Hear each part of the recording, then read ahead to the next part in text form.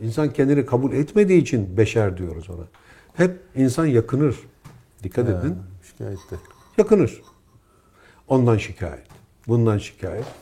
Ne iştah kaldı. Ne iştah kaldı ne de afiyet. Değil mi? MFÖ'yü hatırlamadan olmaz yani. Sağ olsunlar. Gerçekten de güzeldir. Onlardan ne zevkler aldık değil mi? Şimdi hakikaten ondan şikayet. O yüzden der ki İsmail Emre, tasavvuf diye efendim çok tarifi var. Biri de gene soruyor efendim bu tasavvuf dediğiniz nedir diyor. Diyor itiraz ahlakını terk etmektir.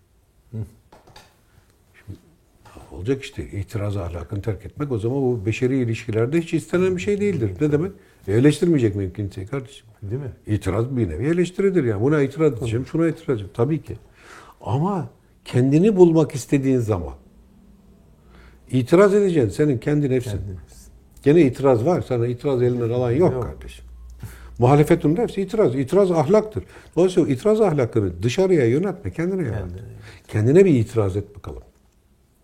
O zaman o muhalefet, o kendinle mücadele, kendinle güreşmektir. Ama insan kendi kendine dışarıdan güreşebilir mi? Yok, Böyle bir şey yapsan o tiyatro olur. Güzel de olur. Yani bir aktörün kendi kendiyle böyle güreşiyor olmasını da görmek isterdim yani. Nasıl yapacak? Değil mi? Hangileri yapar bunu nasıl usta? Çok güzel olur. Ama insan içeriden kendiyle kavga ettiği için dışarıdan görünmez. Kendiyle mücadele etmek içeriden olduğu için buna gece denir. Leyl. Dışarıda olduğu zaman nehar, gündüz. İçeride olduğu zaman leyl, gece diyoruz. Bunun ne önemi var canım? Nereden çıktı şimdi? Ya bizi bırakmıyor ki Hindistan'a gidelim. Bırakmıyor. Bırakmayan kim? Şimdi İsra. İsra gece yürüyüşü demek. Gece ama gece yürüyüşü. İsra. İsrail sözü de oradan geliyor. Cenab-ı Peygamber'in miraca gitme dedik. İsra gece mirac etti. Miracı gece. Gece içeride yani. Dışarıda bedeniyle böyle bir yere gitmedi. Peki ruhuyla yani yaşadı. Bir tahayyül aleminde bunu yaşadı. Peki İsrail nereden çıktı canım? Bu işin bir devlet ismi falan. Hayır efendim. Yakup Aleyhisselam'ın, Yakup Peygamber'in gece yani İsra Allah'ın bir meleğiyle güreşti diyor. Güreşti. Hem de Allah'ın baş meleğiyle. Bak. Yani Mikail'le güreşti diyor. Mikail'le güreşti, sabaha kadar güreşti diyor. Bu Tevrat-ı Şerif'te var. Sabaha kadar Yakup Aleyhisselam Allah'ın bir meleğiyle güreşti. Sabah gün ağarırken meleği yendi. Meleği yendi. Fakat melek de tam o yenilme esnasında onun uyluk kemiğine vurdu diyor ve uyluk kemiğinde sakatladı Yakup Aleyhisselam'a. Ve remizlere bak. Ve Yakup Aleyhisselam da dedi ki beni kutsa. Sen Allah'ın meleğisin. O da diyor ki artık sen Yakup değil İsrail'e çağrılacaksın. Burada ismi değişti. Çünkü yaşamındaki varoluşu değişti. At kazandı. Atı var artık. Mikail diye bir atı var. Bütün gece, bütün İsra süresince boğuştu. Ama hayalde de karanlıkla aydınlığın savaşı gibi. Sürüyor, bitmiyor. Seyirciler sıkılıyor artık. Evet. Tabii. İşte bu Ehrimen. Bu batında olana, içte olana İsra, gece yürüyüşü yani seyr-i sülük diyoruz. Seyr-i sülük yol içeriden yürünür. Dışarıdan yürünecek bir yol yok. Maneviyat için konuşuyorum. Eyvallah. Kimseyi izleyemezsin. Yani önümden bir giden olsa da izlesem canım. Kumda yürürler Allah'ın evliyaları. Kumda yürüdükleri için arkada iz bırakmazlar. Herkes kendi yolunu kendi yürüdüğüyle bulur.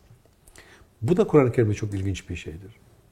Diyor ki nefes sayısınca yani nefes sayısınca hayır nefes sayısınca Allah'a yol vardır. Bu ne yani? Şimdi nefes neydi? Nefes Ama o nefes bireysellik demek. Hani ruh bir bütündü. Ama aldığım yani hava bir bütündür. Ama herkes kendi nefesini alır. Evet. Herkesin öz sesi, bak herkesin öz sesi, öz nefesi var. Bu bir şey, kendilik demek. Eyvallah. Nefs demek. O zaman Allah'a her nefsin kendi yolu var. Başkasının yoluyla gidemez. Çekirdek gibi. Aynen. Herkes kendi esma-i hası üzerinden Rabbini bulur ve uluhiyetle ilişkisi olur. Evet. Oradan rahmet alır. O rahmetle hizmet eder. Başkasının yolundan gidemeyiz. Buna kalkıştığımız zaman müşrik oluyoruz. İkiliye düştün diyor bak. Şirke girdin. Onun yolunu takip ediyorsun. Senin kendi yolun var. Ya. Bu orijinallik demek. Allah mukallitleri sevmez diye ayet var. Evet. Allah mukallitleri sevmez. Tersi ne? Orijinalleri Orijinalleri sever. Tabii. Sen orijinal yaratılmışsın be kardeşim. Sen başkasını niye taklit ediyorsun? Yok, biriciksin. Niye taklit ediyorsun? Yani. Peki ama şimdi biz efendim sünnet-i seniye diyoruz. Çok önemli efendim. Sünnet ne? Taklit. Niye taklit ediyorsun kardeşim? Bektaşi Erenler demiyor mu? Taklit ile tok olan hakikatte aç olan. Açsın. Tatmin olmadığını sen de görüyorsun. Ama onu taklit edeceğim, bunu taklit edeceğim. Övülmüş birini taklit edeceğim. Hayır efendim. Taklit ile tok olamazsın. Bu şeyde de, sanatta da taklit değerli midir? Değildir. Mahvolup gidersin. Orijinal olacaksın. Orijinal kardeşim. Ve herkes orijinal zaten. Olacaksın değil, orijinal. O halde kendi orijinalliğini açığa çıkartacak. Hizmet neyse onu yapacak. Ve kendini onaylayacak insan. İş bu. Nefsi mutmainneye gelecek. Emin olacak kendisinden. Emin, onaylayacak kendisini. O zaman davet geliyor. Ey mutmain olan nefs. İrci ila rabbike. Gel bakalım gel. Gel. Onu çağırıyor. Ya nereye çağırıyor? Ya Hindistan'a mı çağırıyor? Yok hayır kendisine çağırıyor. Şimdi Hindistan'da da öyle diyorlar. Kendine çağrılmak. Evet. Hindistan dedik. Evet. Evet, Brahma'dayız. İnşallah. Efendim. Şimdi o bütün ilişkilerin ve ilgilerin üstündedir. Onun hiçbir yönü, karşıtı ve görünüşü yoktur. O düşünülemez. Kavranılamaz. O her şeyin içinde sükûn bulduğu bir şeydir. Şimdi ilginç. Duysal değil. Görünmüyor, duyulmuyor, denenmiyor, ilişkisi bilinmiyor, kavranamıyor. Evet. Ama o diye bir şeyden söz ediyoruz. Brahma. Ya bu Brahma dediğin bir ismi var. Cismi yok. İsmi var. İsmi olanın cismi olur. Cismi yok. Peki sıfat yani bir ilişkisi olur. O da yok. Bir iş yapar fiil. O da yok. Bu Brahma yok diyeceksin de dilim var diyor. Erenler. Eyvallah. Değil mi? La zaman, la mekan. Yani evet la kuyut. La zaman, la kuyut, la yok. O zaman yani sen yok diyeceksin de dilim var. Ama bakın şimdi olumsuzlama dediğimiz selbi sıfatlar. Olumsuzlama, negasyon dediğimiz şey o değil, bu değil, bu değil. Bunlara ne diyor şeyde? İslami literatürde la ilahe. La ilahe, la ilahe, la ilahe, la ilahe. Ama bir illallah var. Şimdi bu illallah kısmı burada dördüncü. O her şeyin, her varoluşun içinde sükûn bulduğu şeydir. Şimdi bu sükûn esas.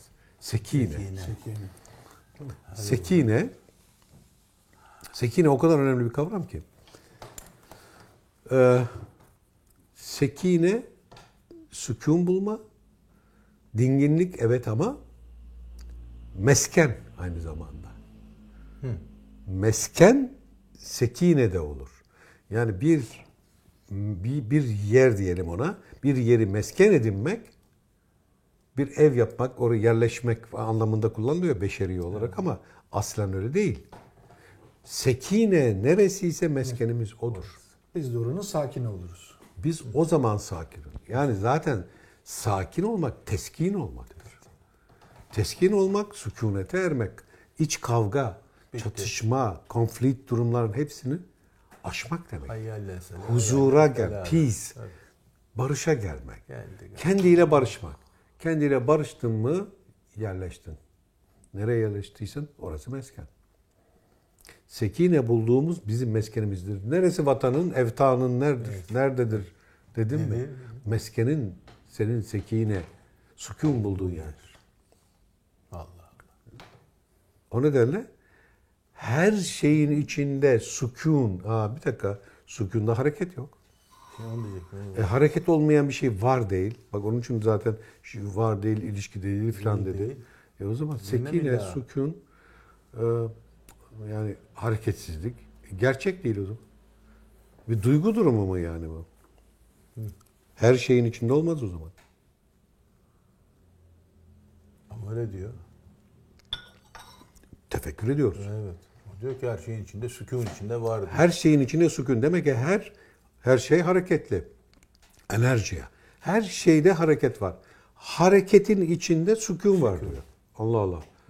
Hareketin içinde sükun. Sükunun olduğu yerde hareket yok. Hareketin olduğu yerde varlık yok. Bu sükundan ne anlamalıyız? Değil mi? Evet. Hareketsizliği. Hayır. Ne biliyor musun? Müzisyenler bilir. Harmoni. Sesler enerjilerdir. Her ses enerjidir. Tabii.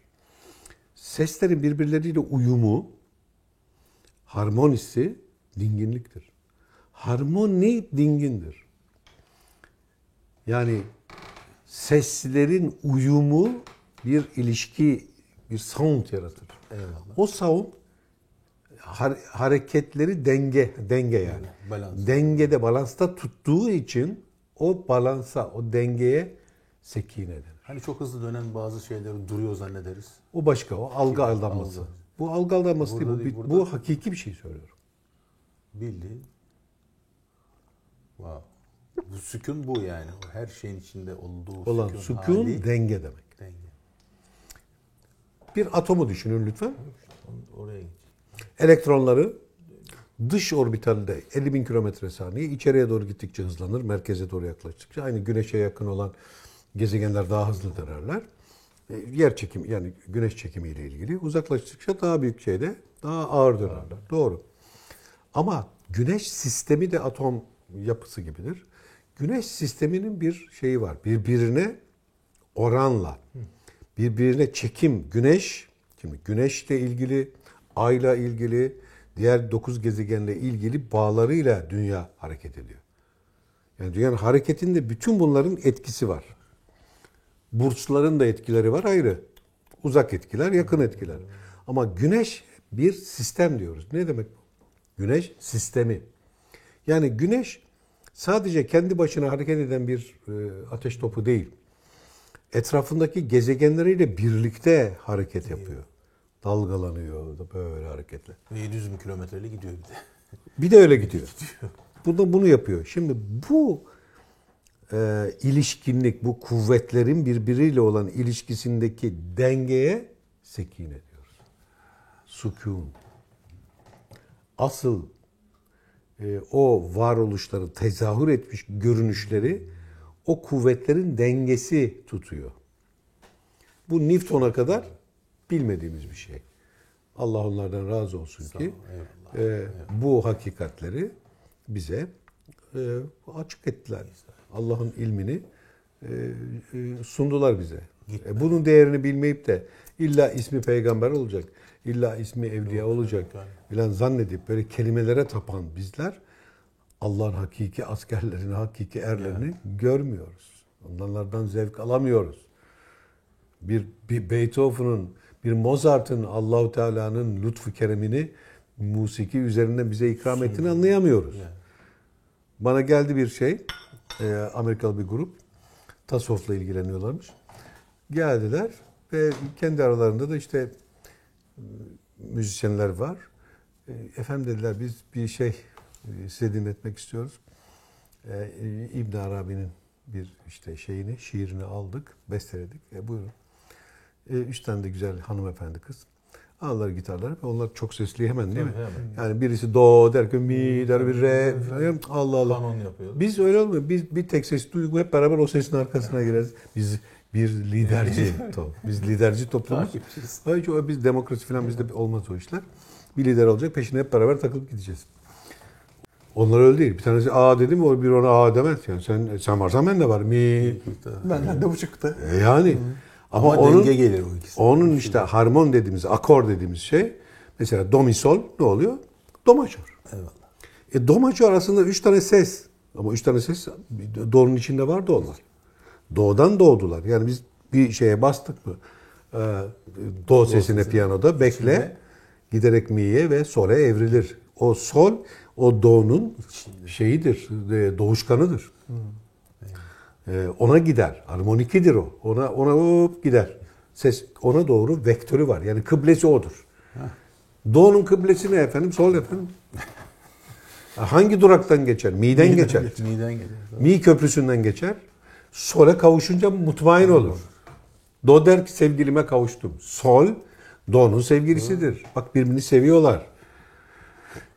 Harmoni böyle bir şey. Do, do, sol, mi, do. Böyle Sekine. gider. Tamam işte. Sekine. Kıblesi var. Sevgilisi var. Ona kavuşacak. Vallahi. Gittiği yola sırat-el müstakim denir. Do sol'e gitmekten başka tatmin olmaz. Daha bir tuşa bastın ha. Do. Ey güzel Allah. Do diyorsa adamda hiç ses yok. Ben mouse yapıyorum. Yok ben do, mi, sol, do'yu buldum. Yani do mi sol buldu da.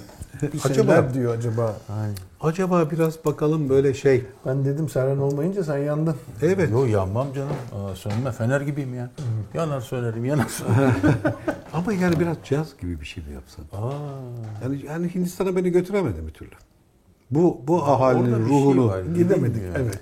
yani bu ahalinin ruhunu sürekli ortaya getiriyorsun. Caziben çok güçlü. Gidemiyorum ben. Çekiliyorum Hay buraya. Allah'ım ya. Gene burada kalıyorum. Caz hem de. Bir caz yap da caz yani boz demek. Caz bozmak demek yani. Bunu mu caz yapalım? Hayır onu yapma. Sen kendi kafana takıl. Ya Cem o zaman sen harmonikler lazım ya. Sen İster bir kendin şeyler. bulursun baba ya. Aman sen. Tamam bak hazır. Mikrofonu mort etmeyelim.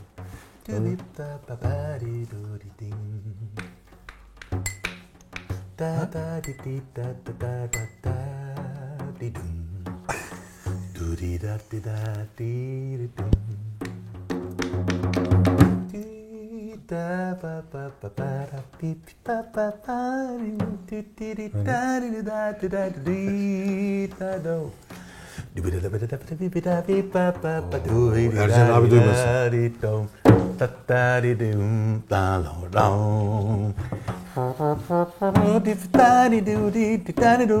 Ercan abi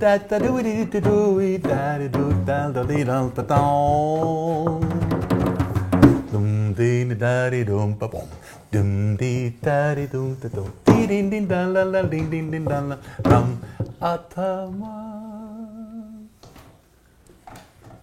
Öyle Hindistan'a bırak. Ataman'a geldik. Bıraktı gitti. Gene Hindistan'a götürmediğini bak. Atman'a gidecektik. Ataman'a götür. Tamam ya. Görüyor musun? Ben Prototürklere yine götür. Prototürk'teyim. Biraz daha şey oldu. Karıştı ortalık. Kuzeydeyim. İnemedik yine. İneceğiz. Mongoldayım. Yok ya onlar da Mezopotamya'da da varlarmış. Evet. Mezopotamya'da da varlar. Sümer'e gelmişler yani arkadaşlar. Bak şimdi. Belki de Sümer de onlarda. Belki değil tamamen Sümer onlardan geldi. Hadi. Sakalar, İskitler.